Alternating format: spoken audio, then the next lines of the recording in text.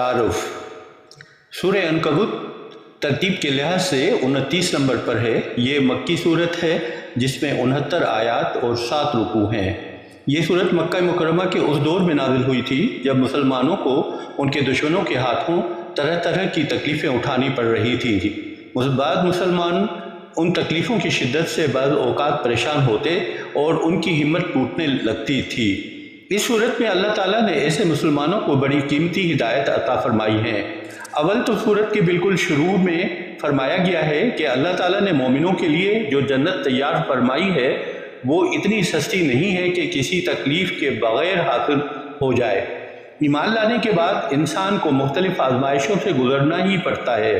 दूसरा ये तसल्ली भी दी गई है कि ये सारी तकलीफ़ें आर्जी नौइयत की हैं और आखिरकार एक वक्त आने वाला है जब ज़ालिमों को जुल्म करने की ताकत नहीं रहेगी और गलबा इस्लाम और मुसलमानों ही को हासिल होगा।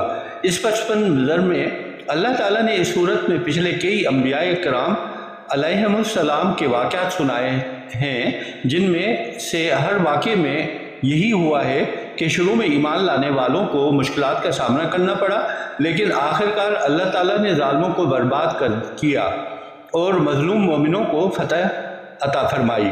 मक्की ज़िंदगी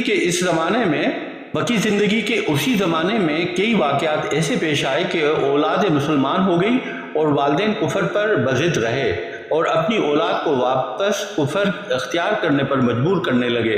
उनका कहना था कि वालिदैन होने की वजह से उनकी औलाद को दीन व मज़हब के मामले में भी उनकी फरमा बरदारी करनी चाहिए।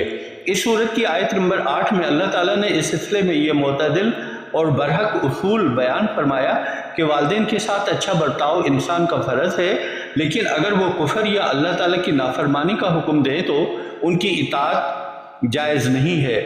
जिन मुसलमानों के लिए मक्का मुकरमा के काफिरों का जुल्म व सितम नाकाबिल बर्दाश्त हो रहा था, उनको इस सूरत में न सिर्फ इजाज़त बल्कि तरगीब दी गई है कि वो मक्का मुकरमा से हिजरत करके किसी ऐसी जगह चले जाएं जहां वो इत्मीनान के साथ अपने दीन पर अमल कर सकें।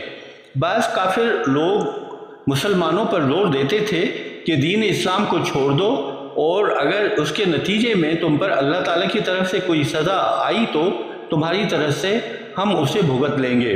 इस सूरत की आयत नंबर 12 और 13 में अल्लाह पाक से गाफिल करने की पेशकश की हकीकत वाज़ेह कर दी गई है कि आखिरत में कोई शख्स किसी दूसरे के गुनाहों का बोझ नहीं उठा सकेगा। उसके अलावा तौहीद, दो रिसालत और आखिरत के दलाइल भी इस सूरत में बयान हुए हैं और इस सिलसिले में जो एतराज़ात काफिरों की तरफ से उठाए जाते थे उनका जवाब भी दिया गया है।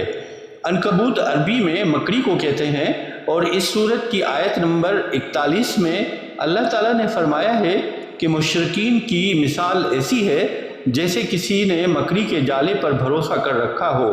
इसलिए इस सूरत का नाम सूरह अनकबूत है।